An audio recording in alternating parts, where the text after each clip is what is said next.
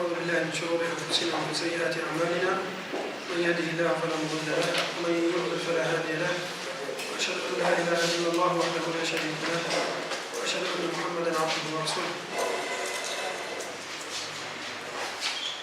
إذا رأينا حكم السلم ورأينا بيوع الآجال، شكون عندي سؤال في الحصة فيما مر من هذا الحصة الماضية؟ إذا سنتحدث على إذا تحدث منافع يجوز السلم إذا اختلف الجهة. قلنا أن في السلم إذا اتحدت كيف تسكتوا؟ خلينا نبدأ نتكلم وكيف هاي خلنا نبدأ. إذا قلنا أن في السلم لا يجوز إذا كانت النقدين لا يجوز السلم في النقد بالنقد والطعام بالطعام، وأما العروض جاز إلا إذا اتحدت المنافع فلا تجوز، كأن تعطي مثلا تسلم هاتفا في هاتف، هذا لا يجوز بشرط أن تتحد المنافع أو تتقارب المنافع، كأن مثلا تعطي لشخص هاتف الآن وتقول له أعطيتني بهاتف بعد شهر أو بعد فترة، هذه إذا اتحدت المنافع لا تجوز. ولكن إذا اختلفت المنافع بين العروض جاز، كمن أعطى مثلا بقرة أو أعطى حصانا للسباق مقابل حصان آخر أو حصانين آخرين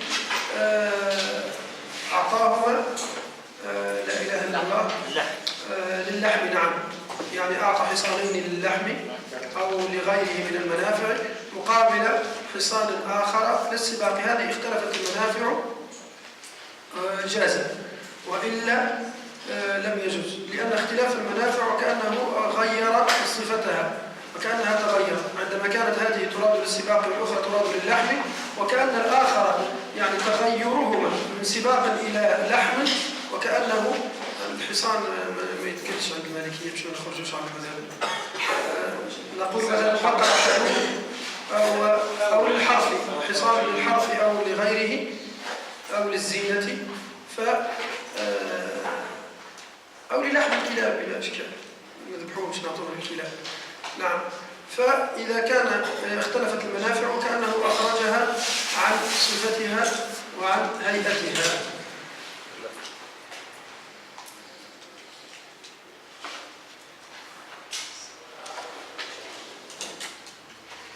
نعم، هذه سؤال جيد.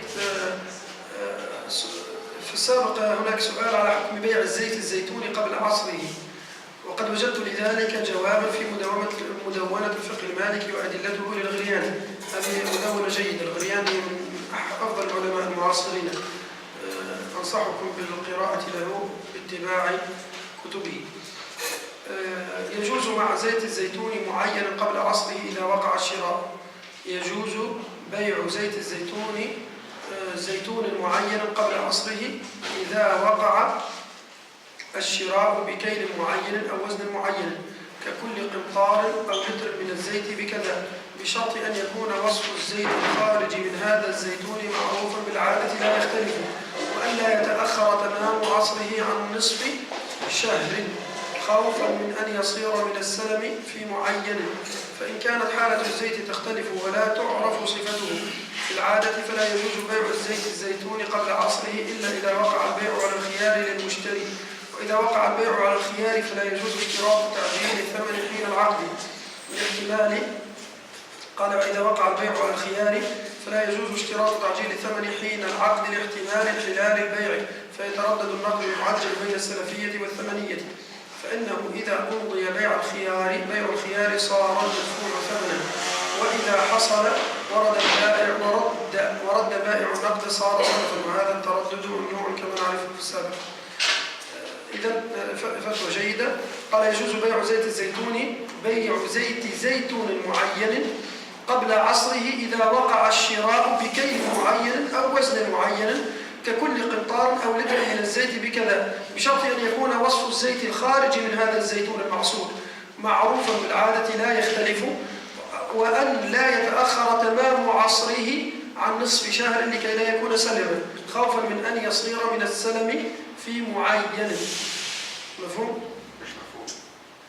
جاز قال أنه بيع زيت الزيتون قبل عصره، زيت الزيتون قبل عصره، بشرط أن يكون هذا الزيت بشرط مقدار معين، كأن آخذ مثلا نتفق على كذا كذا من الزيت. أولا أن نحدد كمية الزيت وأن نحدد ثمنها، وثانيا أن يعرف هذا الزيت عادة كيف نوعية هذا الزيت من هذا الزيتون، وثالثا أن لا يتأخر هذا التسليم أو هذا العصر قبل 15 يوما لكي لا ينتقل إلى السلم. إذا ليس من السلم، هو ليس من لا يمكن أن يدخل في السلم، أن السلم قلنا أنه يكون في شيء موصوف في الذمة، وأما هذا الزيت معروف، هذا الزيت معروف وليس موصوفا في الذمة، بل هو معروف بذاته ولا يجوز فيه السلم، لأن السلم قلنا أنه متعلق في الذمة. هذا هو تمام جوابه. نعم.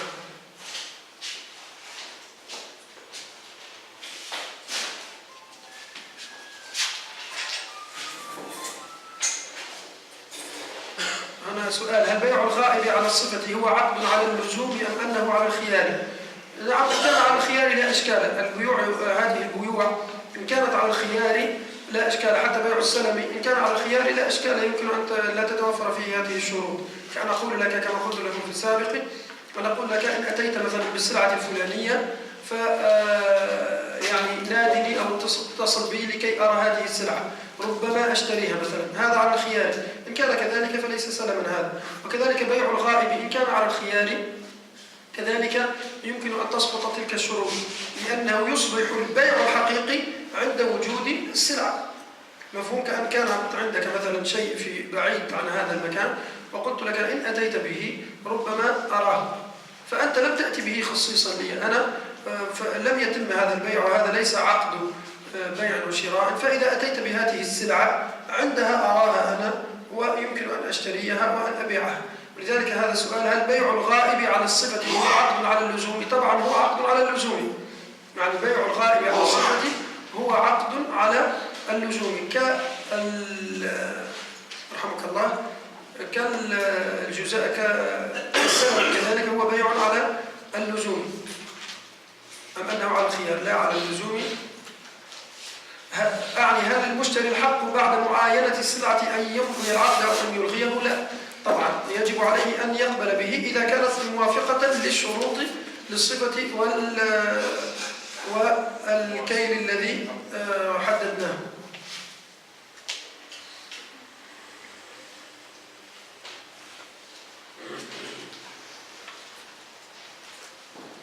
نعم، هذه بالنسبة للفصل لكم المرة الماضية بالنسبة للأصناف القمح، الحبوب وغيرها، الطعام. هو قول مالك رحمه الله تعالى اختلف بين الزكاة وبين البيوع. فالزكاة راعى فيها بالنسبة للقطان، هذه جنس واحد. القطان 7 أنواع 7 أصناف، هي جنس واحد لا يجوز التفاضل بينها. هذا في البيع. وفي الزكاة قول واحد أنها تضم، في البيع تضم بعضها لبعض، وكذلك الزكاة تضم بعضها لبعض. فمن كان مثلا عنده وسقان من اللوبيا ووسقان مثلا من الترمس ووسقان كذلك من الفول، هذه 6 أوسق يضم بعضها لبعض ويخرج الزكاة. وكذلك في البيوع لا يجوز أن يبيع وسقا أو غيره من الكيل من اللوبيا إلا بمثله من الترمس أو الأنواع الأصناف 7. أصناف في البيوع، أصناف أنا شفت وأني كلمتك على نعم، أنا في أصناف في البيوع القطانية أصناف، وفي الحبوب عند البر والشعير والسلت صنف واحد، والدخن والذرة والأرز أصناف، 3 أصناف. نعم، على كل حال هذه المسألة نزيد نتأكد منها جيدا. على كل حال هو قول مالك اختلف فيها، فيما أعرف وأعلم ورجعته كذلك في باب الزكاة، اللي هو القطان صنف واحد، والقمح والسلت والذرة، القمح والسلت والشعير صنف في الزكاة يضم بعضها لبعض، وفي البيوع هي جنس في الزكاة يضم بعضها لبعض، وفي البيوع هي أصناف لا تضم، جاز التفاضل بينها، نزيد ثبت فيه إن شاء الله. ندخل في بيع الجزاف وشروطه. نحن تحدثنا في السابق على بيع الجزاف، وقلنا أن الجزاف هي رخصة، وللجزاف لجواز الجزاف 7 شروط، يعني يجب أن تتوفر 7 شروط لكي يصح أو يجوز بيع هذا الشيء جزافا. مفهوم؟ إذن الشرط الأول أن يعني المبيع جزافا. نعطيكم مثال، مثلا استل معبي بالقمح، هذا يمكن أن أزنه، وجاز أن أبيعه جزافا إذا توفرت فيه الشروط. أو مثلا برميلا من القمح جاز أن أبيعه جزافا، أي بالنظر له، أي بتقديره بالنظر كما سيأتينا شروطه. جاز أن أبيعه دون أن أكيله ودون أن أزنه، وإن كان مما يعد دون أن أعده. مفهوم؟ إذا بيع الجزاف، الشرط الأول في جواز بيع الجزاف، الأخوات انتبهوا يخلوا عليهم الحديث والكلام ويسمعوا معنا. بيع الجزاف الشرط الأول أن لا يقصد أفراد المبيع، أن لا يقصد أفراده، أن لا يقصد الجزاف هو شيلبيل. الجزاف هو بيع شيلبيل، هكذا ما فيه يعني.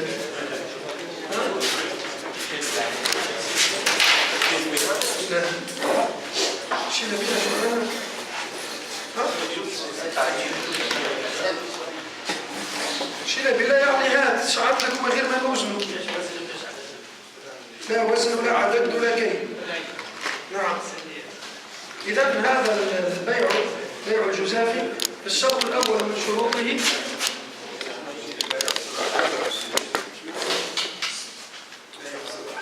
فهل شربين قهوة أكثر مني اليوم؟ ولا شربين برتقال، عصير برتقال ولا شيء؟ خلنا ندرس شوشو مصباح. شروط بيع الجزاف. الشرط الأول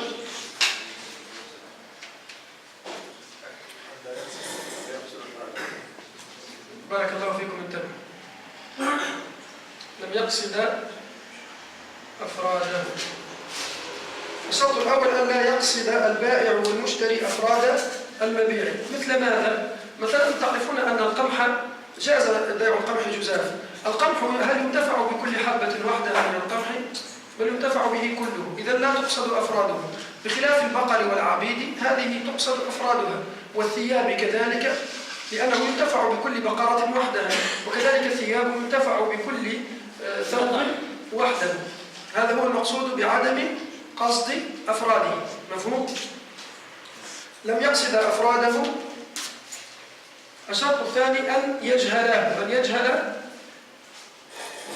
نوعية، أن يجهل كيله، مقداره مطلقا، الكيل والوزن والعد، أن يجهل مقداره ليس النوعية، أن يجهل كلاهما المقدار. فإن علم أحدهما بكيله أو وزنه أو عده لا يجوز بيعه جزافا.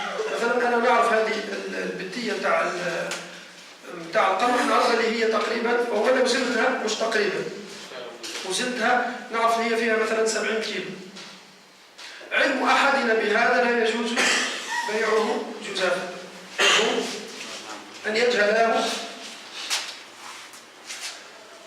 الثالث أن يحذراه. يحذراه أي التخريص، أي نظره وتقديره. التحذير هو التقدير، يعني يشوفوه ويقدروه قداش. مفهوم؟ مثلا بالدية هذه يقول لك راهي بين 90 و100 تقريبا، يحذروه. المهم أنهم ينظرون له ويحذرانه، كالتخريص في العنب وفي التمور. نحن رأينا التخريص في العنب وفي التمور. التمر اللي يتباع، ألم نرى التخريص في التمور في النخل؟ ينزل العرجون على النخلة ويأتي شخص خبير فينظر كم فيها تقريبا وينظر إلى الغابة كلها نخلة فيقدر كل نخلة كم فيها من نعم يقوم ما فيها تقريبا. مفهوم؟ مفهوم أم لا؟ إذا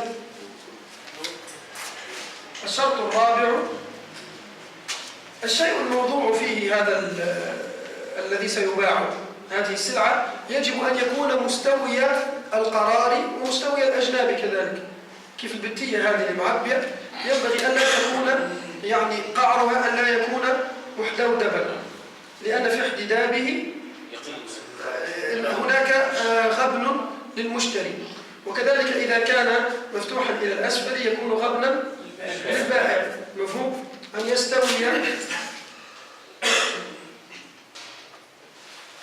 يستوي قراره أو يستوي محله مطلقا، المحل الذي جعل فيه قراره أن يكون من الأسفل مستويا والمحل مطلقا حتى الحيطان كذلك. مفهوم؟ مثلا إن كانت هذه البيت التي نحن فيها الآن مليئة بالقمح ومثلا فيها هذه الطاولات وهذه الصبر، هذا سيأكل من القمح، فهذا لم يستوي محله يعتبر. وكذلك فيها هذه الأعمدة وتكون غير معروفة، الأعمدة كم تقريبا تأخذ. مفهوم؟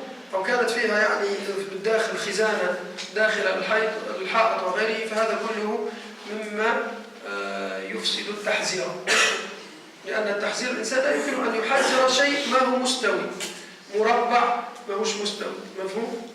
فلو علمت الأحجام التي وصلت ذلك هذا شيء جازم، كأن يقدر مثلا الأحجام التي وسطها ثم يحذف من إجمالي التحذير. هذا المهم أن يصح التحذير. الخامس مش أحد الشيخ يقول علم المحتوى ليس علم، أن يستوي محله أم قراره وأجنابه. في حالة في نفس الوقت قلت إذا علم ما في المحل يمكن يعني العلم بالمحل الحبوب خير من أن يستوي المحل. نعم. يعني شرط من الشروط يقول العلم بمحل الحبوب خير من أن يستوي المحل. العلم بمحل كيف العلم بمحل؟ ما فهمت. يعني نقدر المحل بتاع الحبوب اللي وضعنا فيها. لا هو لا يعني تقديره بالسابق، هو أصلا إذا كان تقديره بالسابق مثلا هذا متر على متر كم يحمل هذا معقول، لكن إن لم نكن نعلم كلانا لا نعلم هذا، لا يشترط أن نعلم مثلا متر على متر كم يأخذ من القمح، مثلا المكعب كم يأخذ من القمح، هذا أصبح كيلا واتفقنا، هذا خرج من الجزاف أصلا، لكن نحن لا نعرف مقداره وسنقرب تقريبا. لكن إن كان معروف متر على متر هذا يعتبر كيلا، لأن شنو الفرق بين الوزن والكيل؟ شنو الفرق بين الوزن والكيل؟ شيء صلص. أرجع للدارج. احنا يقول لك بيع بالكيلة. شنو هي الكيلة؟ مساحة تعبي اسطل مثلا وتستويه من الأمام، تستويه من فوق، هذه كيلة. مثلا يقول لك مثلا اشرب في الدواء عفنا الله وإياكم تشرب مغرفة قهوة، ما قالكش اشرب، هذا كيل مغرفة قهوة. ولا الحليب بتاع الصغار هذا بتاع البيبي، المغرفة يعطيك معها مغرفة يقول لك مغرفة، وبعد ما تعبي المغرفة تمسحها من فوق، هذا كيل. ما نعرف نحن كم فيه غرام، هذا كيل أي مقدار معين. ولذلك مما يؤخذ في هذا فائدة، تعرفون أن الصاع اختلف فيها الصاع، فكم مقداره؟ تعرفون أن المالكية يقولون أن الصاع مقداره 4 أمداد، وأما الأحناف على خلاف ذلك. فمرة تناظر الإمام مالك رحمه الله تعالى هو وأبو يوسف، وهذا من أكبر تلاميذ أبو حنيفة. فيعني أبو يوسف أتى بنظريات وبكذا وكذا، قال له مالك أمر من بجانبه أحفاد الصحابة فقالوا لهم ائتني بصيعان، ائتوني بصيعانكم، فكل واحد أتاه بصاع، وقال هذا الصاع ورثته عن أبي عن أبي عن جدي الصحابي الفلاني، وهذا الصاع ورثته، والآخر يقول هكذا هذا الصاع ورثته عن أبي عن جدي عن الصحابي فلان. فاجتمع أهل المدينة كثير منهم بصيعانهم، الصيعان التي كانت في عهد الصحابة في عهد النبي صلى الله عليه وسلم، فرفع بذلك الخلاف. مفهوم؟ والله تعالى أعلم. إذن أن يكون مرئيا.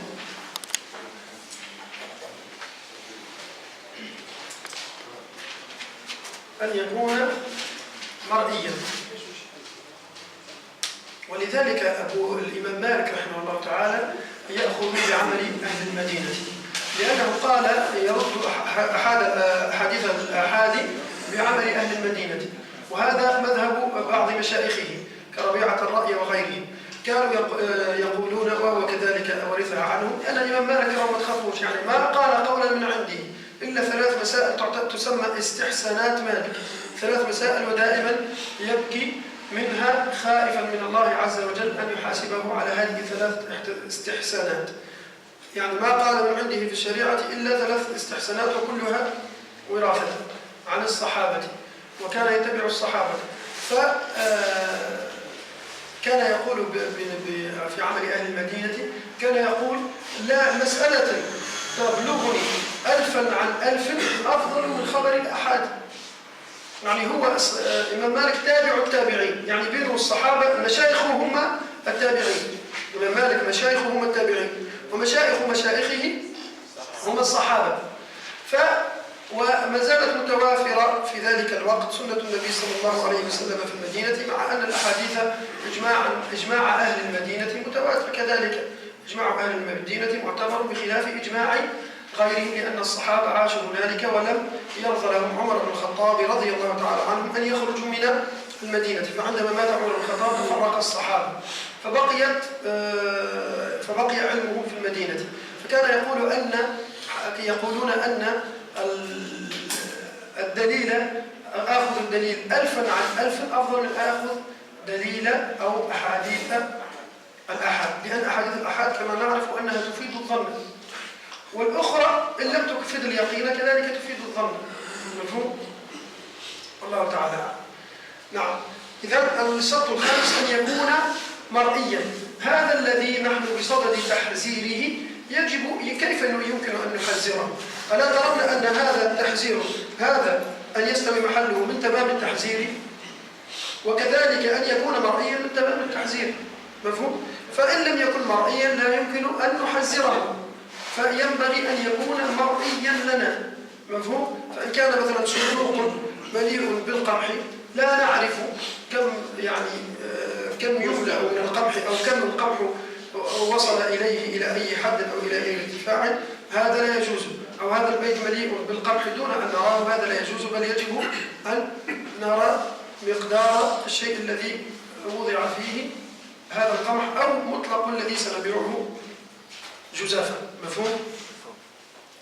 كذلك الحوت مثلا جاز أن يباع جزافا، اسطل من الحوت جاز أن يباع جزافا. لكن يقصد أفراد.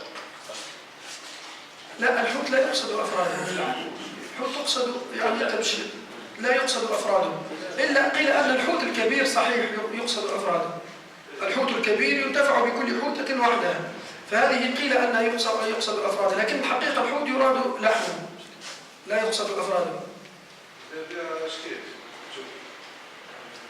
نعم، هذا هو التحذير، مش لازم نحطه في صندوق مستوي، يعني أن ننظر إليه فنقدر كم هو ونحذره ويباع. والشرط السادس أن لا يكثر جدا، أن لا يكون كثيرا جدا، لأن كثرته نحن سنحذره، إذا كثر جدا هذا يبعد عن التحذير، إذا كثر بحيث أن لا نعرفه. نعم، إذا كانت هناك آلات هذا أصبح مزاج، لكن إن كان مثلا كبيرا جدا، أو إن كان مثلا هذا القسم يمكن أن نعرف كم طوله وكم العرض، هذا لا إشكال، هذا خرج عن التحزين، خرج عن الجزاف أصلا. نحن سنعرف ارتفاعه طوله في عرضه، سنعرف الكيل هنا. مفهوم؟ أقصد يعني بستان كبير جدا يقوم شجرة ويضرب حسب التقدير. لا يجب، نحن رأينا في النخل أنه يقومها نخلة. التخريص في النخل وفي العنب يقومها نخلة ويضيف هذه مثلا فيها 40 صاعا، والأخرى فيها كذا، والأخرى فيها كذا، ثم يجمعهم.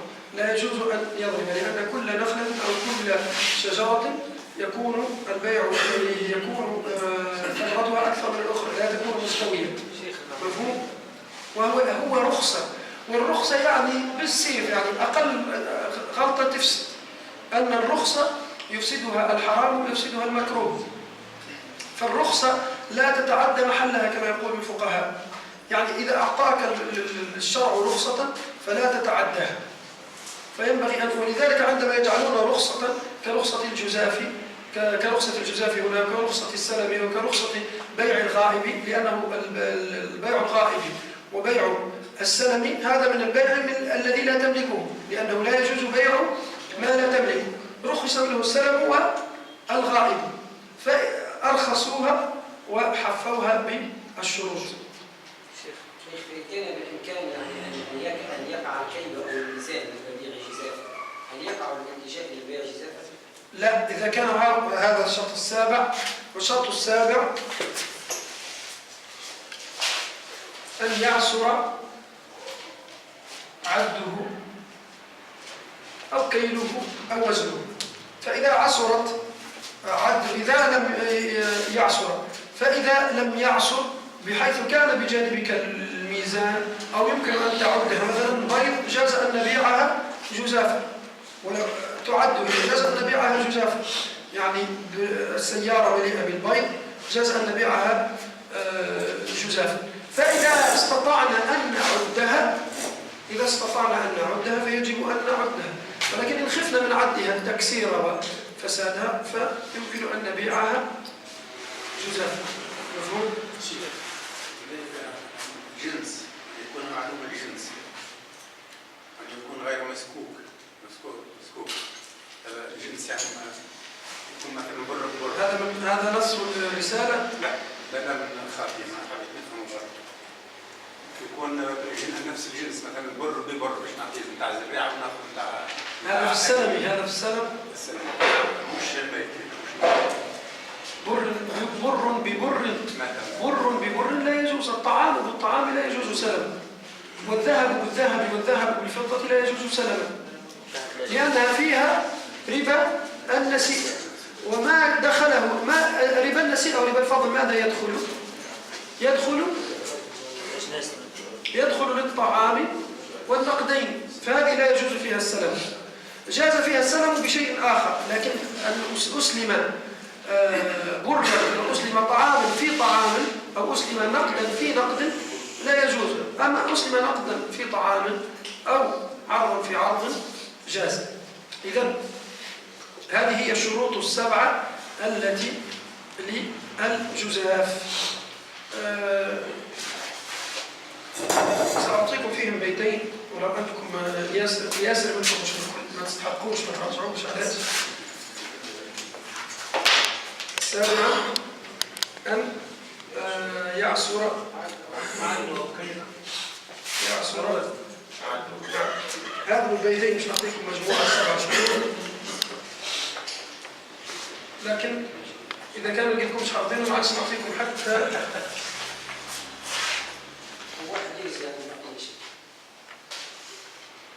نعم. لم يقصد أفراده وجهله، قد حزره واستوى محله، وكان مرئيا ولا جدا كثر، وعده بلا مشقة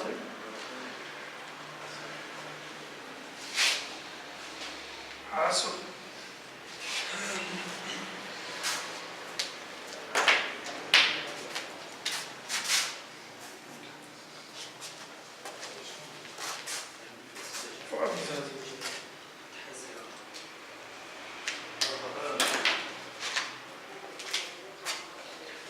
نعم. لم يقصد أفراده هذا واحد، جهله اثنين، وحزراه ثلاثة، هذا أربعة، خمسة، ستة، وسبعة.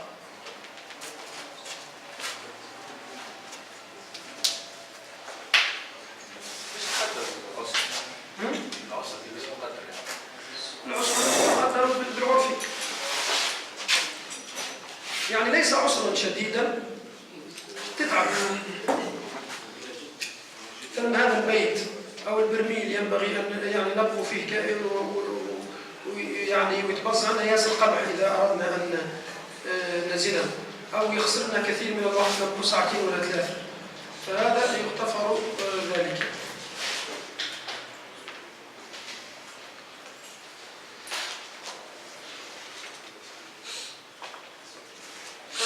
نعم. شوف، هو التفريق بين بيع الغائب وبيع السلم. أن بيع الغائب لا يجوز فيه، هما يعني شروطهم ظهر لهم. بيع السلم أولا أن ينص عليه أن هذا سلم، أن ينص عليه أو لا ينص على لفظه، لأن البيع مطلقا جاز لا تنص وإن بمعاطاة كما قلنا في الأول. فإن بمعاطاة، فالمهم أن إذا توفرت الشروط، إذا كان أردت أنا سلما أو شنع الكومون فهذا أعرف أنه سلما وأعطي المال الآن. فإذا كان سلعة غائبة فتتوفر فيها الشروط المذكورة الستة، وإذا توفرت الشروط الستة ولو لم ينص عليه فهذا بيع غائب، وإذا توفرت الشروط الأخرى السبع فهذا بيع السلم، وأولى إذا نص عليه. الله تعالى أعلم.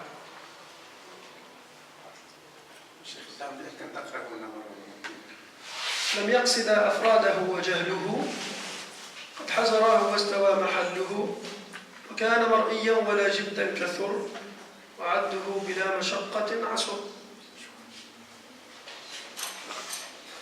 هذا بيع الجزاف وشروطه. إذا قال: ولا بأس بشراء الجزاف فيما يكال أو يوزن أو يعد كذلك، سوى الدنانير والدراهم ما كان مسكوكا منها. الدنانير والدراهم لا يجوز بيعها جزافا إذا كانت مسكوكة، لأن كل دينار مقصود بنفسه إذا كان مضروبا. وإن كانت الدنانير أو الدراهم هذه يراد بها الفضة يعني غير مسكوكة، أو كانت مسكوكة ولا يتعامل بها فجاز أن تباع جزافا. مفهوم؟ ولذلك قال: وأما نقار الذهب والفضة فذلك فيهما جائز. النقار هي جمع نقرة، والنقرة هي قطعة ذهب. إذا كان طرف ذهب مثلا عندك صندوق معبي بقطع الذهب، طرف بتاع ذهب، هذا جاز. كيف ما نسموهم احنا تقريبا اللويز. هذا اللي نعرفش كان واحد شاف منكم اللويز سابقا. إذا اي هذاك هو اللويز. هذا خرجت اعطيني حوايج. نعم.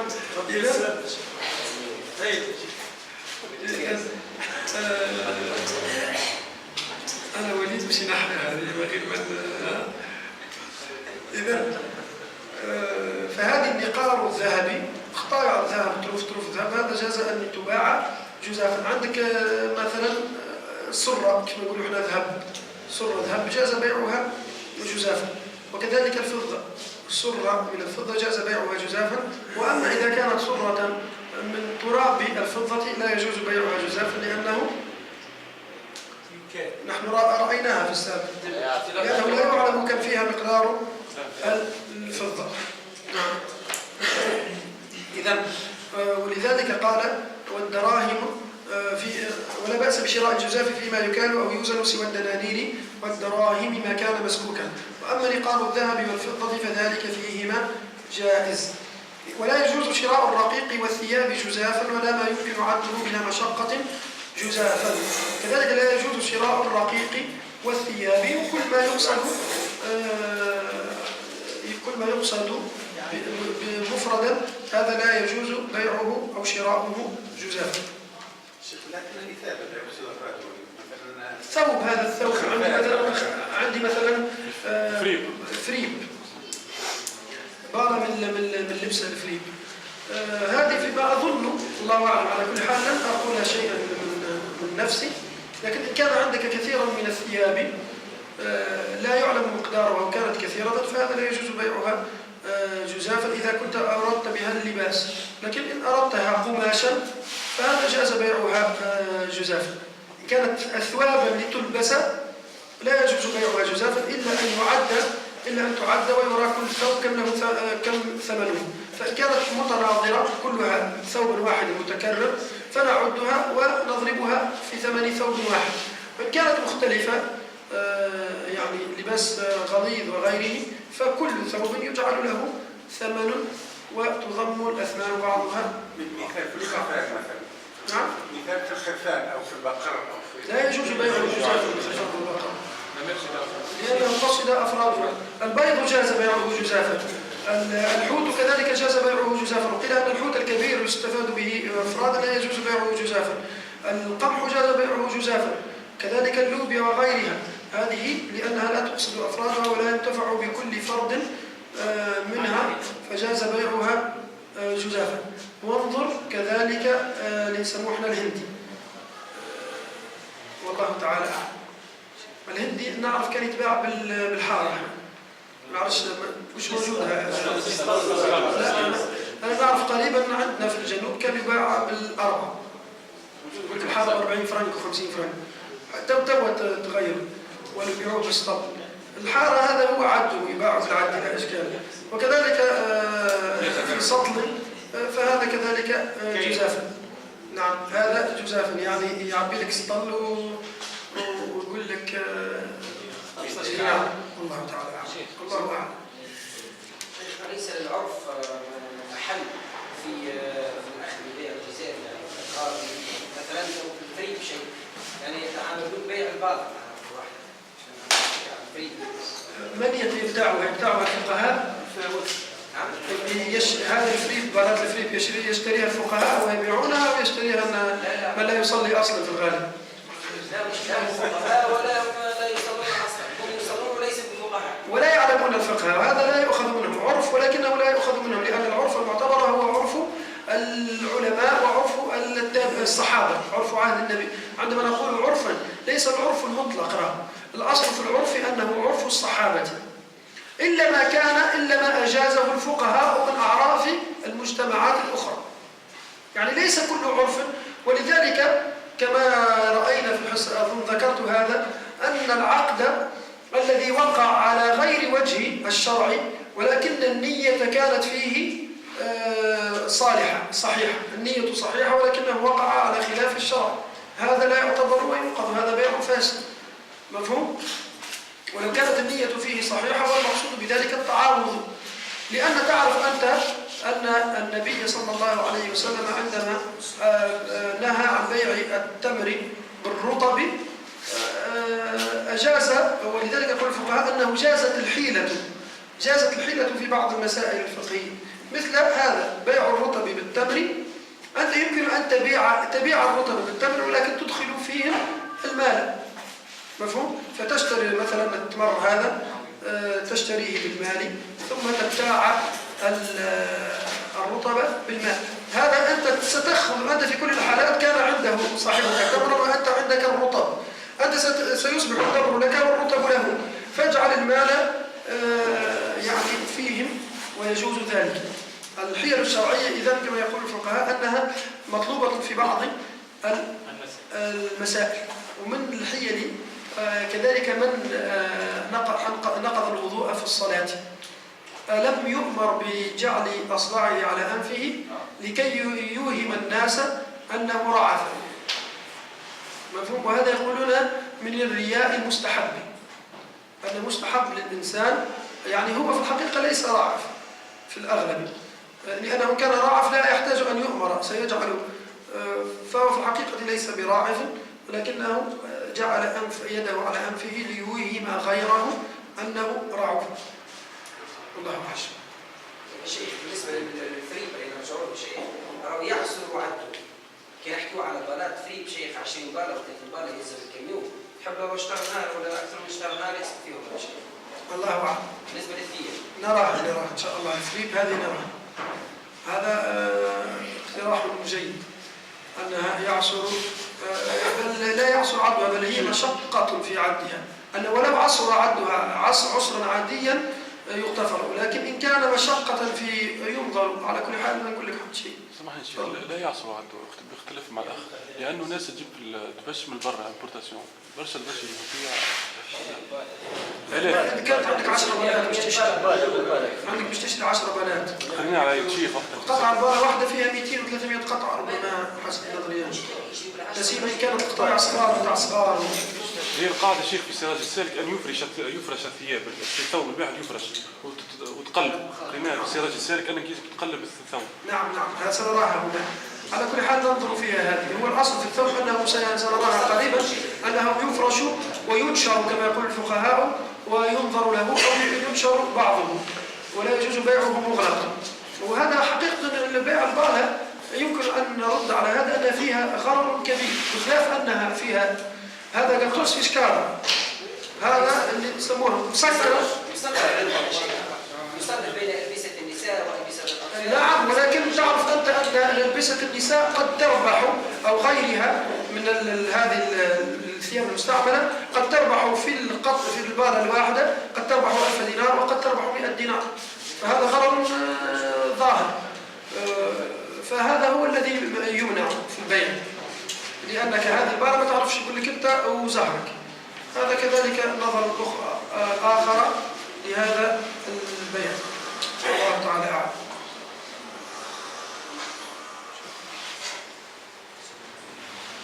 نعم، استغفر الله العلي العظيم وتوب إليه.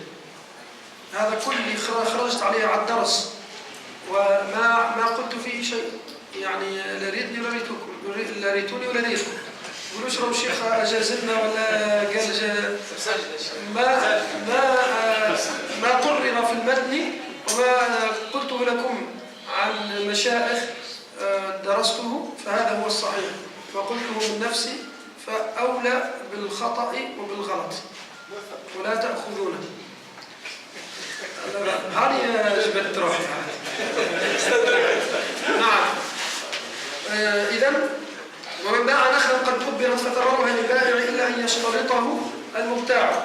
هنا خرج من الجزافة وأتم من الجزافة وأراد أن يذكر مسألة أخرى، فقال أن إذا باع شخص نخلا أو غيرها من النخل أي من الأشجار باعها، إما أن يكون بيعها أي باع الأصل، أنا عندي زيتون وبعته، بعت الأصل، وعندي الخل وبعت الشجرة كلها.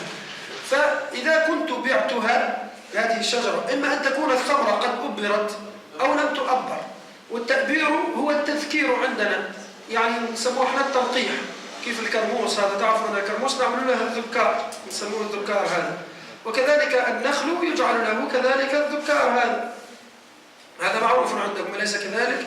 مش معروف النخل. النخل هو النخل الذكار تخرج الطلح هذا مغلق، الأنثى يتحل، النخلة اللي تجيب الدقلة يتحل ويصبح هذا عرجون، وتجدك يعني الخشب بجانب العرجون دائما ساقط، وأما الذكر يبقى هذا الخشب ويفتح قليلا فقط، ويفتح قليلا لكي يخرج منه البذر الذي فيه غبار كالفرينة، ونعم الطلح، ورائحته طيبة جدا سبحان الله. حتى الذكور بالنسبة للأشجار والنبات رائحتها طيبة، يعني حتى التزاوج رائحتها طيبة، لكي تعلمون أن الله طيبا يحب إلا طيبا، فرائحته طيبة جدا هذا الطلح. يعني يستنشق للروائح الطيبة. فهذا الذكار، هذا الطلح يقطع ويجعل على النخل الأنثى، أو يفتح وبالريح، يعني إن كان غير اصطناعي. الأصل أن التلقيح كان غير اصطناعي يفتح والريح تذره على. ولذلك كل مجموعة من النخل التي تنجب يكون فيها أخوات مش حابين يسمعوا، يكون فيها نخلة. وكذلك الذكار بالنسبة للكرموس تعرفوها، هذا التين يجعل يعني نقول احنا سرة وتجعل على التلقيح. هذا هو التأبير. إذا كانت النخلة هكذا التأبير هكذا، إذا كان التأبير هكذا، فالذي باع الأصل إما أن يبيعه مؤبرا أو قبل التأبير، أي قبل التلقيح أو بعد التلقيح. ولذلك قال: ومن باع نخلا قد أبرت فثمرها للبائع. فهناك صبي هو نعم. إذا بيع الشجر قبل التأبير أو بعد التأبير. إذا كانت بعد التأبير فتكون الثمرة لبائعها، يباع الأصل والثمرة لبائعها. وإذا كان قبل التأبير فتكون الثمرة للمشتري، لصاحب الأصل. مفهوم؟ الأصل انتقلت، فبعد التأبير يبقى الثمرة للأصل الأول، للبائع الأول، وقبل التأبير تكون للمشتري، إلا أن يشترطاها في العقد. هذا بدون اشتراط، إلا أن يكون عرفا سائدا واشتراطا، لأن تعرفون أن الأعراف شروط، الأعراف في المعاملات شروط.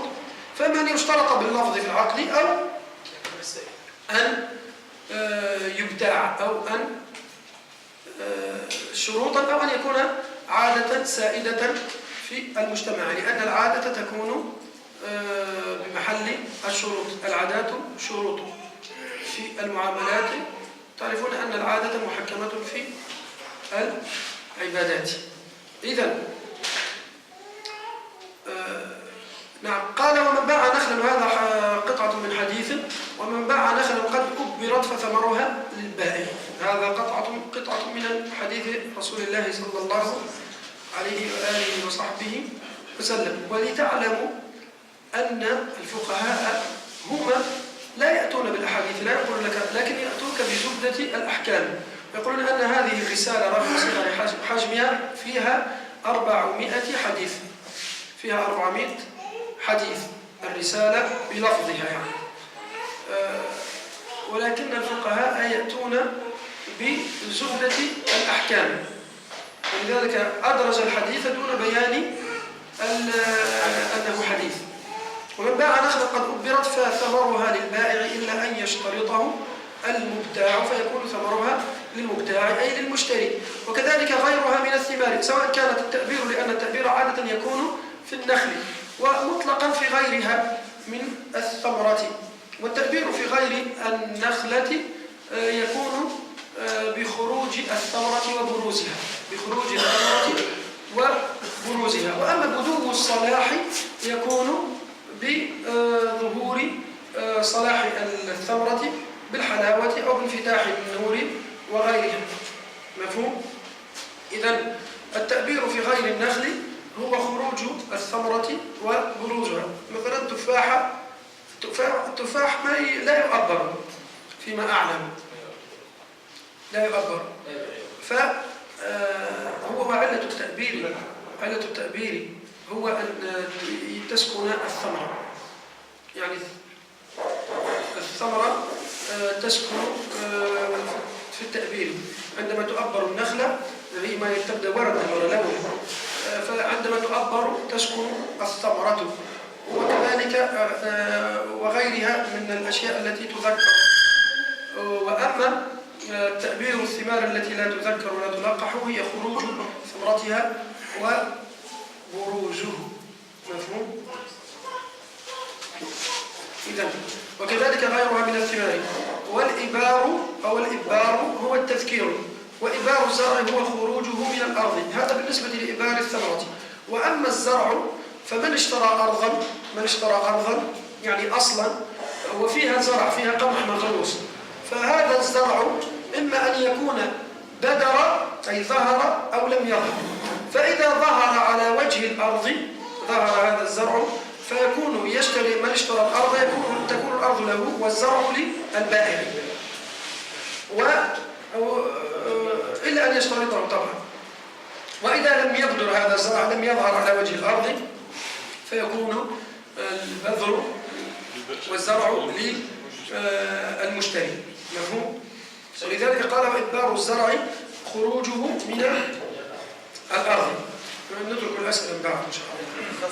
تفضل. بالنسبة لتأبير شيخ المدة الزمنية معينة ولا؟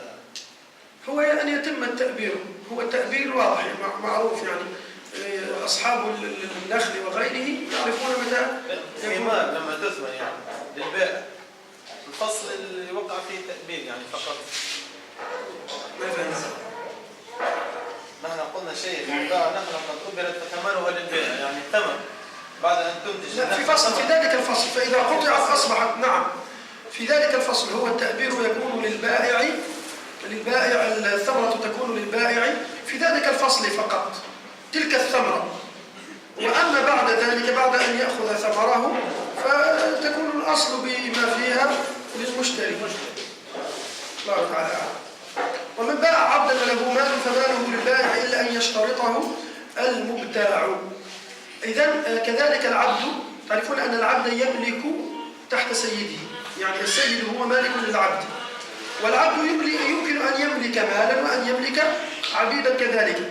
فإذا السيد هذا الأول باع هذا العبد، فمال ذلك العبد لسيده الأول، ويباع إلا العبد فقط، إلا أن يشترطه المشتري، يقول له أنا أشتري هذا العبد بمالي، كان عنده بقرات وعنده خل كلهم يتحولوا معه، هذا إلا أن يشترطه. فإن لم يشترطه فيكون مال العبد لبائعه الأول، أو إذا كان عرفا كذلك فمال العبد يتبع العرف، إن كان يعتبر للبائع فهو للبائع ولم يذكر، فإن كان يعرف بأنه يسري للمشتري فيكون للمشتري كذلك. ولذلك قال ومن باع عبدا وله مال فماله للبائع إلا أن يشترطه المبتاع. ولا بأس بشراء ما في العدل على البرنامج بصفة معلومة. هذا البرنامج هو مثلا كيف نشرح لنا حكة طماطم، احنا ما شفناش حكة طماطم شنو قديش فيها طماطم، لكن المكتوب البرا هذاك هو البرنامج، هذا هو البرنامج. إذا العدل هي مطلق الأشياء المغلقة، العديلة نسموها احنا العديلة، مطلق الأشياء المغلقة سواء زير أو حكة أو غيره، ولا يقول احنا قربة ولا غيره. فهذه إذا اشترى جاز، وهي رخصة كذلك، لأن يجب على الشخص أن يرى الذي اشتراه. هذه رخصة جاز أن يباع الشيء على البرنامج، يعني إذا كان يفسده الفتح، يعني حكة طماطم هذه ما يكونش معقول أنك تحلها لكل مشتري، إذا كان يفسدها الفتح فجاز أن تشترى على قراءة ما فيها من الخارج، أن يقول لك هذا كذا كذا ويعطيك وصفها ومقدارها، مفهوم، بحيث أن تكون معلومة الوصف والمقدار. فقال لك أنا ملأت هذه العدل أو غيره ولا أعرف متفاوتة، هذا لا يجوز بيعها. مثلا يبيع في العسل يقول لك واحدة معبرة ثم واحدة أقل، فهذا لا يجوز بيعه على البرنامج. ينبغي الشراء على البرنامج بصفة معلومة ومقدار معلوم، لما يكون مكتوب عليها من برا بصفة معلومة ومقدارا معلومة. ولذلك قال ولا بأس بشراء ما في العدل على البرنامج بصفة معلومة. ولا يجوز شراء ثوب لا ينشر ولا يوصف، كذلك لا يجوز. الأصل أن الإنسان عندما يريد أن يشتري ثوبا يجب أن ينشره ويراه، سواء نشره تماما أو أن ينشر بعضه، يعني يكفي نشر بعضه بحيث يعلم قماشه ويعلم حالته. نعم أو نظيره. نعم أو نظيره، نعم أو نظيره إن كانت اتفقت النظائر لا إشكال. نعم، شراء ثوب لا ينشر ولا يوصف، وهذا من بيع المنابذة والملامسة، هذا مما نهي عنه النبي صلى الله عليه وسلم، من بيع المنابذة والملامسة. الملامسة هو أن تشتري شيئا لمسته بيدك ولم تره بعينك، سواء في ليل أو دخلت لمكان مظلم أو عصبت عينك ودخلت وقال لك ما وقعت عليه يداك فتأخذه وتشتريه، هذا لا يجوز لأنه بيع المنابذة والملامسة. ومثله بيع الحصى وغيره مما قاسه الفقهاء، أن ترمي حصى على ثوب فالثوب الذي جاءت عليه تلك الحجارة الصغيرة فتشتريه، هذا كذلك لا يجوز. كذلك ولا يجوز اشتراء شيء في ليل أو في ليل مظلم لا يتأملانه البائع والمشتري ولا يعرفان ما فيه، كذلك الدابة في ليل مظلم، هذا هو الملامسة. فلا يجوز أن تشتري شيئا في ليل مظلم أو تكون معصب العين، لا يجوز شراؤه لأنك لا تعرف صفته لا تعرف حالته. فنحن رأينا أنه يجب على من شروط الركن السلعة أو العوضين أن يكون معلوم القدر والصفة، فإذا سقط هذا بالمنابذة أو بالملامسة يكون باطلا هذا البيع. نعم هذا سنأتيه.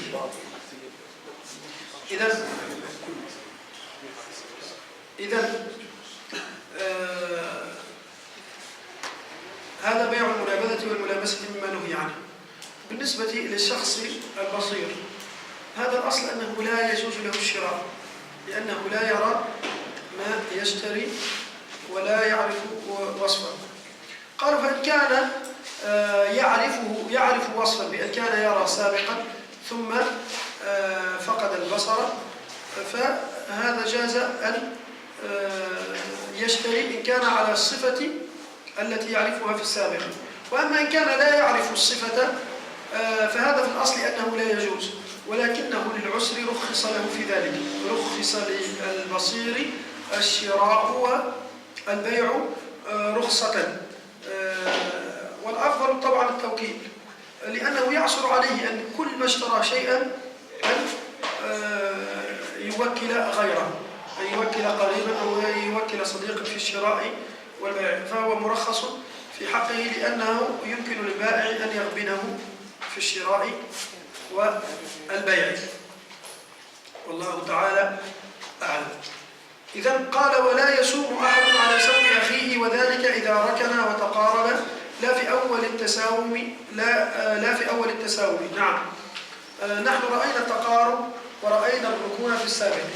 إذن لا يجوز للشخص أن يخطب على خطبة أخيه ولا أن يسوم على سوم أخيه كذلك. فلا يجوز للشخص الذي سام سلعة، نحن في الخطبة استثنينا. لماذا يعني شنو هو الكلام هذا؟ شنو تسوسوا؟ والله دروس صعيبة حقيقة دروس صعيبة ولا أفقد التركيز. يكون شيء متسلسلا عندي لكي أوضحه لكم على تسلسل، فبأسئلتكم وبتشويشكم أفقد التركيز فيمكن أن أقطع في نصف المسألة. أنا ما هي مكتوبة عندي كل المعلومات كثير منها أستحضرها، فالتشويش يفقدني هذا الاستحضار. انتباه، مسائل البيوع ليست بسيطة.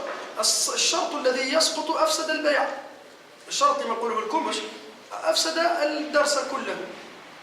إذن نرجع، فقلنا نحن أن السوم لا يجوز، الخطبة على الخطبة لا تجوز، واستثنينا من ذلك خطبة الصالح معلوم الصلاح على معلوم الفسق.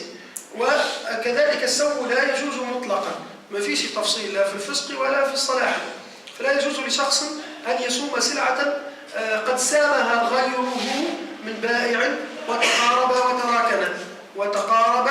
وتراكن. التقارب هو أن يتفق على السلعة، والتراكن هو جعل الشروط في التسليم.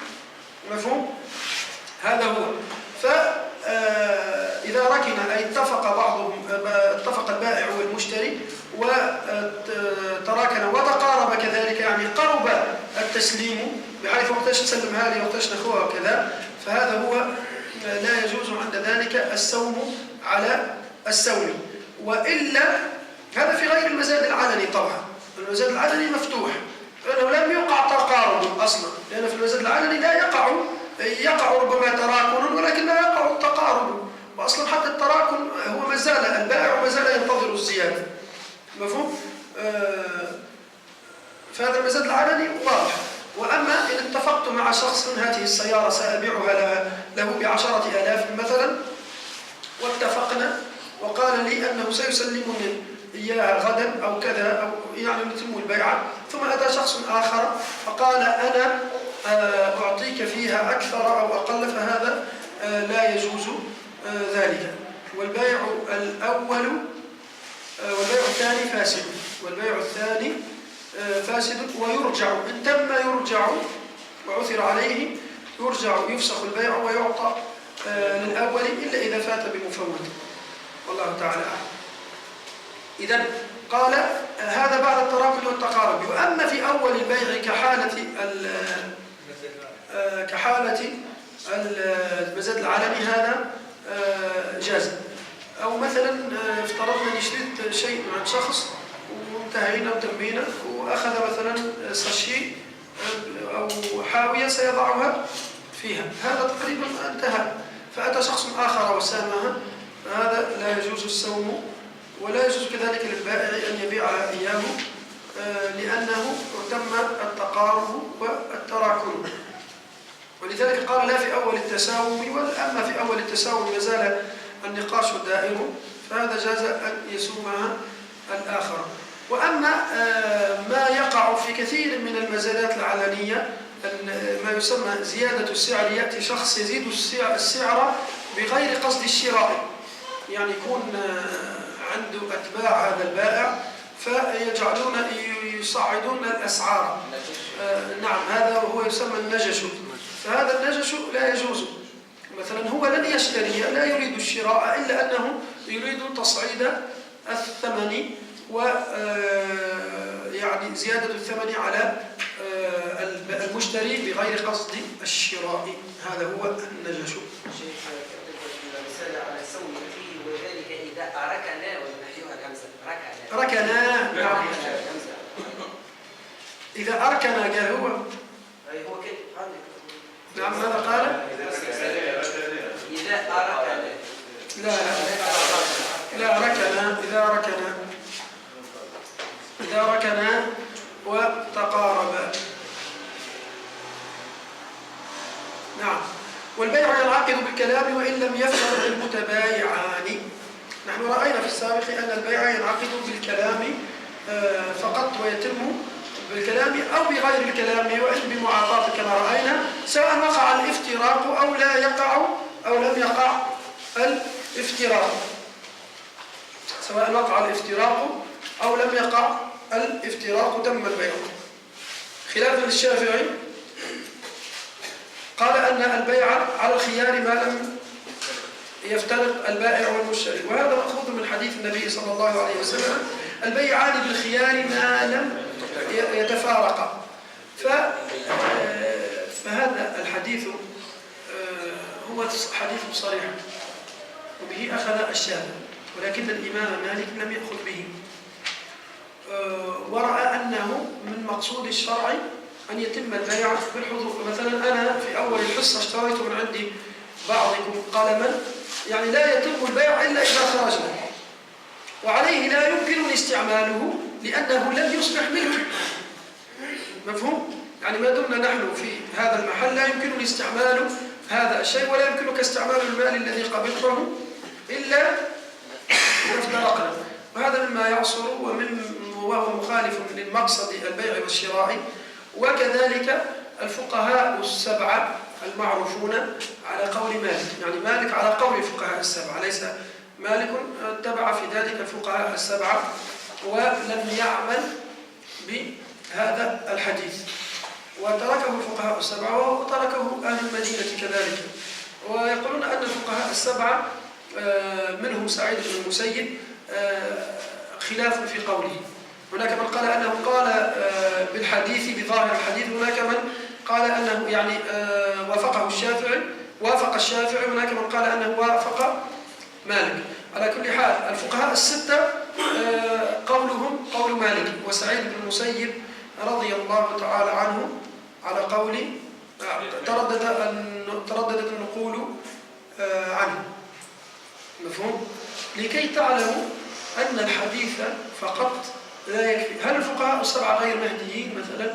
هل الفقهاء السبعة الذين الذي يضرب بهم المثل، إذا أجمع الفقهاء السبعة يعني إذا يضرب بهم المثل، يعني هل هم غير مهديين؟ والفقهاء السبعة هم تابعي الصحابة، يعني مباشرة أخذوا من العين التي أخذت من النبي صلى الله عليه وسلم، ولكن لم يروا بالعمل بهذا الحديث لأنه مخالف لمقصد البيع والشراء. والفقهاء السبعة منظومة في بيتين، ولكن أنا أعطيكم إياها لا تحفظون.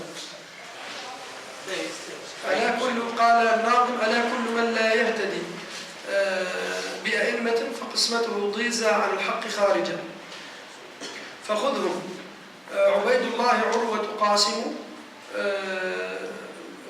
لقمان سعيد.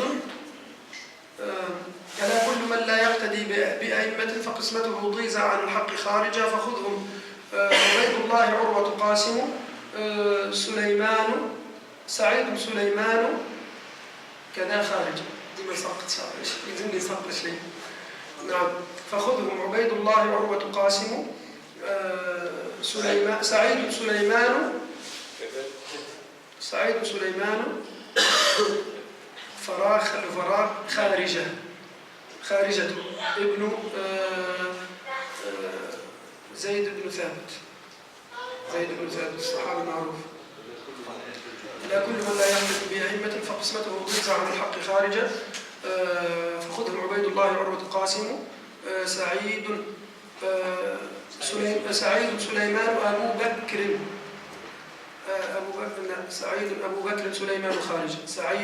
بكر سليمان خارجة.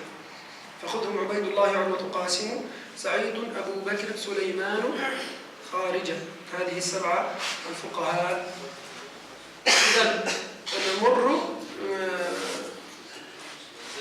إذن هو المقصود من هذا، أطلت لكم فيه الحديث، أن الحديث لفظ الحديث ونص الحديث لا يخرج منه الفقه وحده، بل يجب أن يحث بكثير من الأدلة الأخرى وكذلك بالقواعد. ولذلك من دأب الإمام مالك أن يجعل كليات عامة فقهية وقواعد فقهية وقواعد أصولية، يكون مسار فقهه على ذلك، بخلاف الظاهرية مثلا. أهل الظاهر يأخذون كل حكم يأخذونه من الحديث مباشرة، فليس عندهم مسار واحد. ولذلك الإنسان لا يمكن، وما جعل أصول الفقه إلا لكي تجعل مسارات، ويمكن تغطية الحوادث الكثيرة التي تقع لنا بالنصوص المحدودة، الحوادث اللا محدودة بالنصوص المحدودة. أن نصوص الشرع محدودة كما، ولكنها غير محدودة معنى، فينبغي استخراجه. يعني ينبغي لكي نغطي الحوادث التي تقع في حياتنا اليومية التي تقدر بمئات الآلاف من الحوادث، بينما النصوص الشرعية لا تتجاوز 20,000 من النصوص الشرعية، ومئات الآلاف وآلاف الآلاف يوميا تحدث. فلذلك يجعل الفقهاء أصول الفقه، وما جعل أصول الفقه إلا لتغطية إلا للاستنباط وإخراج المعاني من هذه النصوص المحدودة الكم لا محدودة المعنى، محدودة الكم، لتغطية اللا محدود. أن المحدود لا يمكن أن يجعل في مقابل اللا محدود، المحدود كما لا يمكن أن يجعل في مقابل اللا محدود، ولكن اللا محدود معنى فآيات القرآن والتنزيل بصفة عامة هو غير محدود المعنى، بل أن القرآن يأتي يوم القيامة بكرا وكأنه لم يفهم ولم يفسر رغم كثرة التفاسير التي فيه. يأتي وكأنه يعني ما استخرجت معانيه وما عرفت. ولذلك الإمام مالك قلنا بخلاف أهل الظاهر، هم أهل الظاهر أسقطوا القياس، ولذلك يعتبرونه كما قلنا يعتبرونهم خارجين عن الإجماع، يعني لا يعتد بهم في الإجماع، لأنهم أسقطوا المبحث المبني الكبير المبني على أصول الفقه اللي هو القياس، اللي هو الأدلة الشرعية. تعرفون الأدلة الشرعية المتفق عليها المجمع عليها 4: القرآن والسنة والقياس والإجماع. الظاهرية عدد 3 أسقطوا القياس، ولذلك لا يؤخذ بقوله شيء. ألا يكون يفهم من حديث النبي صلى الله عليه وسلم البيعان بالتراضي ما لم يفترقا، يعني البيع يصح وإن لم يفترقا، ولكن إذا أراد أن يتراجع أحدهما في بيعه يجوز له ذلك، أما إذا افترق فلا يجوز. هذا هو المقصود، هذا هو ما قاله الشافعي: البيعان بالخيار، أن البيعان إذا افترقا بالأجساد تم البيع، فقبل الافتراق بالأجساد لا يتم. لا، قول مالك قال أن الافتراق بالقول، إذا تم القول شريط من عندك، إذا تعطيني دينار، هذا القلم أعطيني فيه دينار، تقول لي أنت وفقت، تم البيع ولا يجوز لي الرجوع. لماذا؟ لأن هو لكل على كل حال نظر، ولكن مثلا أنا وياك مسافر في سفينة 3 أيام ولا 4 أيام ومش نبي بعض، يعني عندما تبيعني هذا القلم أبقى 3 أيام ما أستطيع أن أستعمله أو في هذا المجلس، وهذا مخالف لروحي لمقصد البيع والشراء. وقال الإمام مالك أنه الافتراق المقصود به هنا افتراق بالقول، الدليل أن الافتراق جاء في القرآن المقصود به القول، في قول الله: وما تفرق الذين أوتوا الكتاب إلا من بعد ما جاءتهم البينة. هم أهل الكتاب لم يفترقوا بالأجساد ولكنهم تفرقوا بالقول، اختلفوا. نعم، هو يقصد هذا ويقصد هذا. فإذا عموم القواعد المقصود من البيع والشراء عمومه أن يكون يعني المعنى والأصل يسعفه يعني هذا الحديث ترجيحه بين الافتراق بالقول والافتراق بالجسد يسعفه القواعد الكلية المقصود من البيع والشراء، لا سيما إن كانت الأئمة الفقهاء ال7 قد اتفقوا عليه. والله تعالى على كل حال في كل نظرة ولكل قول، ولا قول الشافعي ليس بخطأ، فليس الشافعي أولى من مالك بالحق، وليس مالك أولى من الشافعي بالحق، وكل يخطئ ويصيب، ولكل مجتهد نصيب كما يقولون، كل واحد عنده حويجة، ولكنهم كلهم يخطئ ويصيب. لا يمكن أن نقول في هذه أن مالك أخطأ أو الشافعي أخطأ، ولكن في العموم مالك أخطأ عنده أخطاء، وفي العموم الشافعي أخطأ عنده أخطاء، لا شك هذا. كل بني آدم يعني هذا يعني أن قولهم صحيح، يعني قولهم ليس بحج يعتمد يعني في مسائل الفقهية، لأن يعني لا يدخل في باب الإجماع أصلا. ولدينا حديث صريح، ودلالة المنطق أقوى من دلالة المفهوم. الإمام مالك لما يستنبط من الحديث أن التفارق يكون بالقول، يعني قد يكون بالأجساد أولى. ما ألم أقول لك أن التابعين هم الذين رأوا هذا وكان عمل أهل المدينة هذا؟ هو هذا الحديث ترك بعمل أهل المدينة، وعمل أهل المدينة هؤلاء الفقهاء الكبار ال7 عن من أخذوه عن الصحابة. إذا الصحابة كانوا يفعلون هكذا، على روايات على ابن عمر على كل حال. هم أخذوا من الصحابة لأنهم كانوا يرون أن الافتراق يكون، وكذلك كثير من الشواهد التي تدل على أن النبي صلى الله عليه وسلم اشترى في نفس المجلس وباع في نفس المجلس، فلو كان البيع لا يتم إلا بالافتراق بالأجساد لما جاز أن تبيع مرة. يتم البيع وإن لم يفترق، ولكن يجوز أن يرجع في بيعه إذا لم يفترق. أنت هذا الشيء إذا اشتريته أنا صحيح ولكنه ليس لازم، إذا لا أستطيع أن أتصرف فيه لأنه غير لازم إلا إذا افترقنا. هو صحيح ولكن لا يمكن استهلاكه، لم يتم البيع، هما بالخيار ما لم يفترقا، فأنا لا يمكن استعماله إلا بعد الافتراق والتأكد من أنه أصبح ملكي.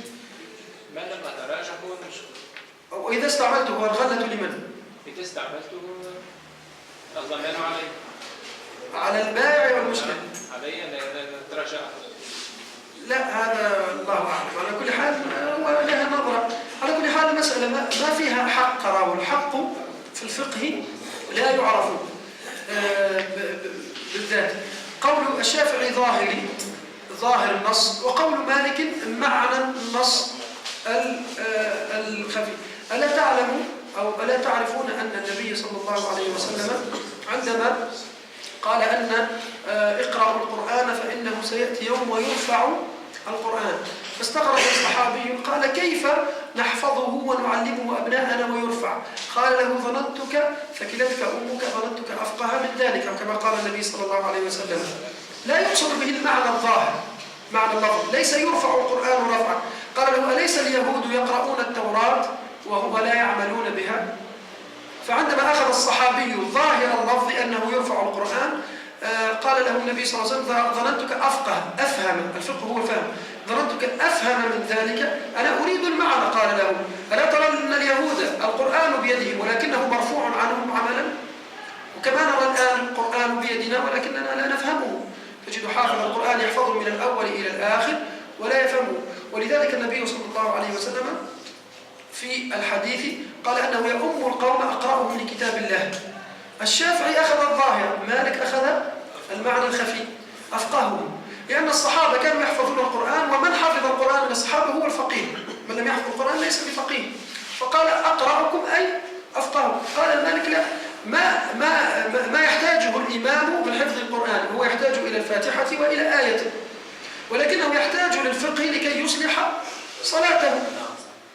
فقول الشافعي ظاهر النص، وقول مالك معنى، لأن الذي يحفظ القرآن، هل تقدم أنت الذي يحفظ القرآن، الصبيان الآن الذين يحفظون القرآن ولا يعرفون طريقة الوضوء أصلا أو لا يعرفون النجاسات، هل الأولى أن تصلي أنت الذي أتيت بشرط الصحيح أو يصلي هو الذي يحفظ القرآن؟ إذن كلهم له وجهة من النظر وحظ من النظر، وليس كل خلاف جاء معتبرا كما يقولون إلا خلافا له حظ من النظر. نعم.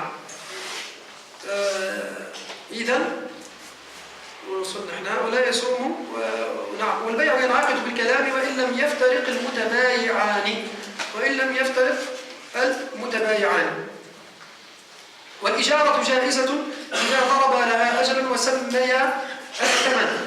شوف الإجارة، ما معنى الإجارة؟ الإجارة هي الكراء، إلا أن الكراء يكون فيما لا يعقل، والإجارة تكون في العاقل، في الإنسان.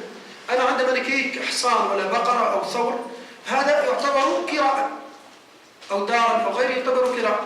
عندما تكري أعمالي، يعني أنت تكري أعمالي أنا، يعني أعمل لك شهرا أو شهرين أصبح أجيرا لك، هذه هي الإجارة. إذن الإجارة هي الانتفاع بالمنافع الآدمية، بخلاف الكراء هي الانتفاع بمنافع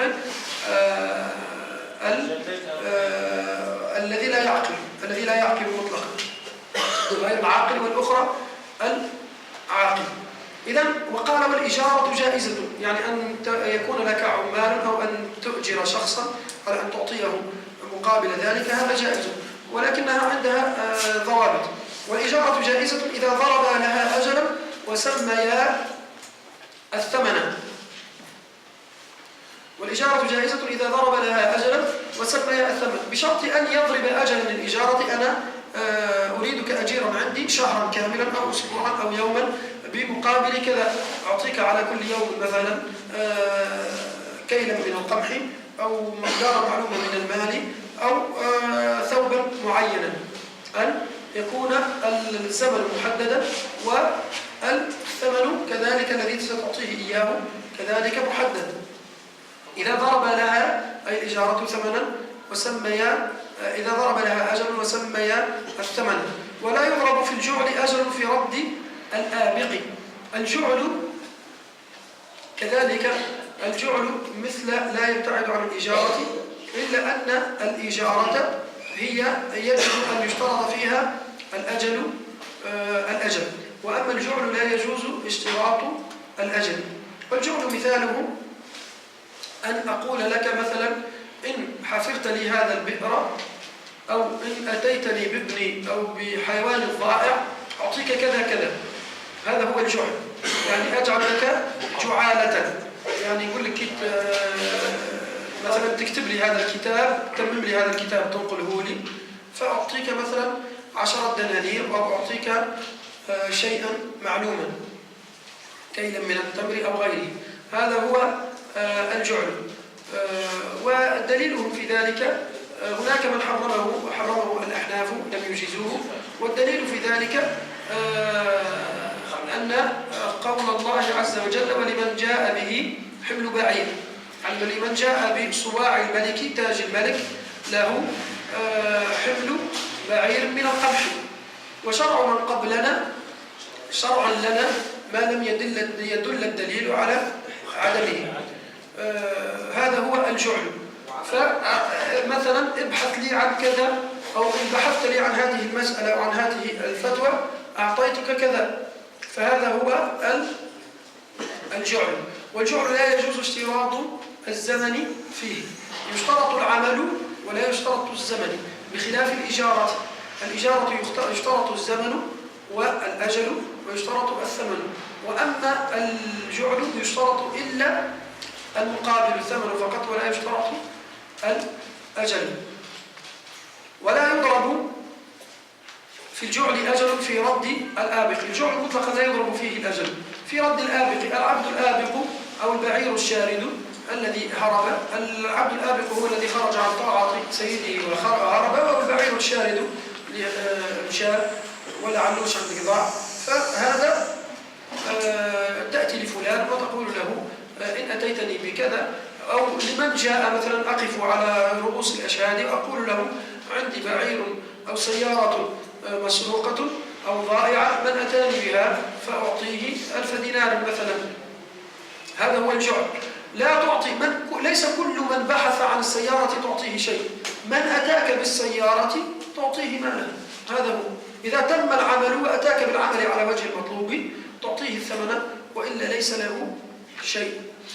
مفهوم؟ شيخ بالنسبة للجيش تفضل. مثلا جبت واحد شغال في الدولة بتاعه كذلك جاع ما خدمش، جاع على الضوء، تقول له كان تخدم لي الضوء نعطيك مثلا 30 دينار. هذا يقع كثير في شغل انستالاسيون كامله بنيه جديده مثلا. واقول لك لا يجوز ما تعطيش لما يتم العمل. ما يقولكش لازم ياخذ التسبقه تجوز ولا ما تجوز؟ لا، لأنه لا يجوز اشتراط التسبقة، لأنه قد يتمم العمل أو لا يتممه. فالأصل مثلا في هذا الذي تأتي به للدار لكي يفعل لك الكهرباء وغيره من الأشياء المكملات للبيت أو بناء الدار مطلقا، فهذا من الجعل إذا أردت أن تكريه أو أن تجاعله. فهذا قالوا أن الأصل لا يأخذ شيئا إلا بتمام عمله.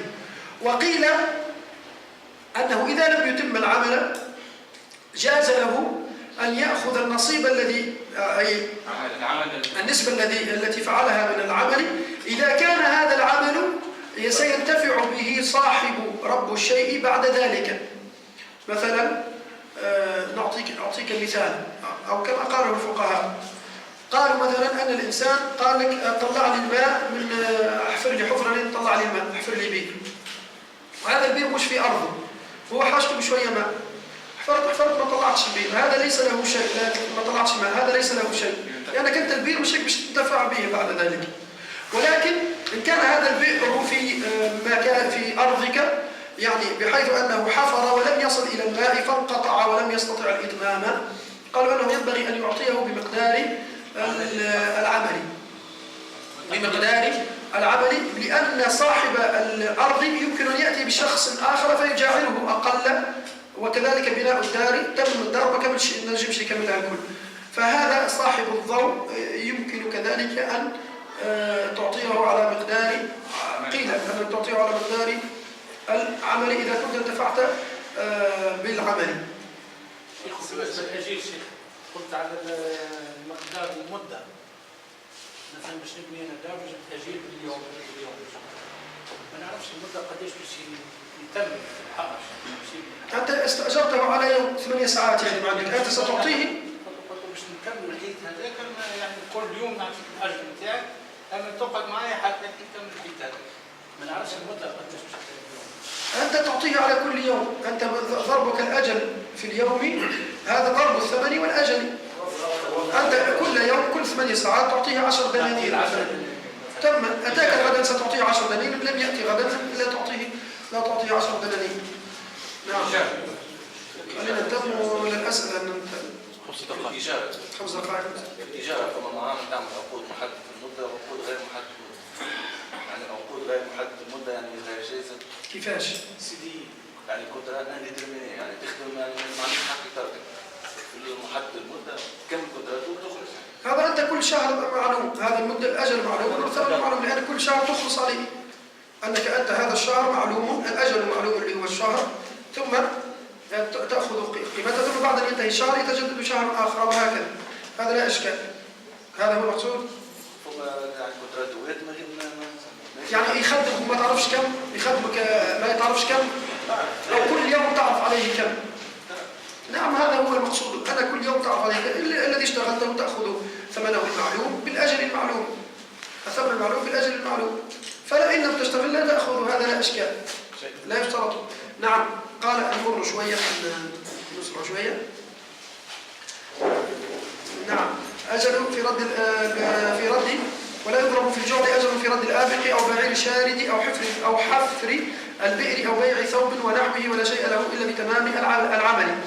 كذلك من أعطيته أن يبيع لك أثواب وجعلته قلت له عندي 1000 قطعة كتبيعهم ونعطيك عليهم 1000 دينار، فهذا إذا لم يتم بيع الأثواب لا يأخذ شيئا، إذا أتم بيع الأثواب يأخذ ثمنه كان. ويمكن أن نقول إن باع النصف دون النصف يأخذ النصيب كما قلنا، إذا باع الثلث يأخذ ربما الثلث كما قيل، ولكن الأصل أنه لا يجوز. ولذلك قال ولا شيء له إلا بتمام العمل وكماله. والأجير على البيع إذا تم الأجل ولم يبيع وجب له جميع الأجر. أما الأجير بخلاف المجاعل الذي جعلت له جعالة هذا لا يأخذ شيئا إلا بتمام العمل. وأما الأجير إذا تم الزمن أخذ نحن الذي جعل المقصود بتمام العمل، وأما الأجير المقصود بالزمن إذا تم الزمن في عمله يأخذ على الزمن الذي اشتغله. ولذلك قال والأجير على البيع إذا تم الأجل ولم يبيع وجب له جميع الأجر. أنا أعطيتك 1000 ثوب، قلت لك بيعها، كل يوم تخدم عندي نعطيك 10,000، بعت الأثواب أو لم أبيعها تأخذ كل يوم 10,000، بخلاف الذي جعل لا يأخذ ماله إلا إذا أتم بيع الأثواب. وإن باع في نصف الأجل فله نصف الإجارة. إذا مثلا قلت له إذا الأجير هذا قلت له عندك في الشهر مثلا 100 دينار، والمقصود أنه في العادة أن الأثواب تباع في شهر، فباع كل الأثواب في نصف الشهر، فهذا يأخذ نصف. هو قلت له شهر لك 100 دينار، المقصود أن نصف الشهر له نصف 100. الأجير نعم. وإن باع في نصف الأجل فله نصف الإجارة، لأن الأجل لا نتحدث عليه في الجعل. والكراء كالبيع فيما يحل ويحرم. والكراء هناك كراء مثل الإجارة، لأن الإجارة متعلقة بالآدمي والكراء بغيره.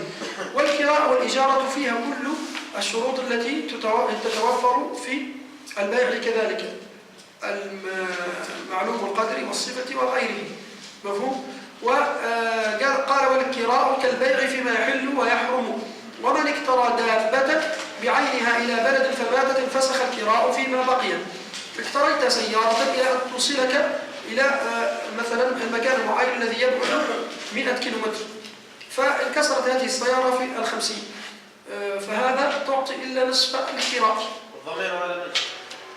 الضمان سيأتينا، ضمان تضمين الصناع، الضمان يكون على صاحب السيارة إذا لم يتعدى الكاري لها، إذا لم يتعدى ما تدخلهاش هو في حيط ولا تدخل بها في سكوس، لا فتكون الضمان عليه هو الذي عاملها غير معاملة ليس معاملة المثل، وإن عاملها معاملة المثل مثلا نجري بها 100 كيلومتر في الساعة هذه عادة، لكن وقت يعطيها 200 كيلومتر والموتور يتحرك هذا العادة مش كل يجري 200 كيلومتر، فهذا عاملها معاملة غير المثل، فهذا يعاقب على التفريط، يعني الذي يضمن هو المفرط. سيأتينا الضمان على من يجب. الأصل في الضمان على صاحب السلعة، على رب الشيء، إلا إذا فرط الآخر كما سيأتينا إن شاء الله. والكراء كالبيع فيما يحل ويحرم، ومن اكترى دابة بعينها إلى بلد فماتت انفسخ الكراء فيما بقي. هذا إذا اكتريت سيارة بعينها، ولكن اكتريت منفعة السيارة، قلت لشخص كما توصلني النابل نعطيك كذا كذا، هذه تكسرت السيارة يجيب سيارة أخرى يوصلني كما يفعل صاحب اللواج الآن. إذا اكتريت أنا المنافع قلت له إذا وصلتني على السيارة هذه، أنا حاسب السيارة هذه الكونفور ولا نحب هذا، وانكسرت هذا له النصف. فإذا اكتريت المنفعة أنا قلت له وصلني على حصان، وصلني على كريطة، وصلني على سيارة، المهم أنك توصلني هناك. فإذا انكسرت في وسط الطريق يأتي بشيء آخر ويوصلني. يأتي يعيط لصاحب الواش، تعرف أنا أعيط لصاحبه يقول له كمل بالجماعة هذا. وجردينا شنية شريك نعم. لا إذا هذا المهم يوصلني النابل، معناها يحطني أنا وعيد. لا إذا كان وافقته أنا، إذا كان عصر عليه أو وافقته أنا على الفسخ انفسخ لا إشكال، ولكن إن استمسكت بحقي فهذا يجب أن يتصرف ويأتيني بشيء آخر ليوصلني. هذا ما نخلصوش وناخذ مرة أخرى. لو وصلني النابل مش مخلص فيه أنا، بالك اشتكينا في مرادي نابل أكثر من اللي مش عارفين يقولوا هو شيء. نعم. أنا قلنا سيأتينا هذا، سيأتينا إن شاء الله.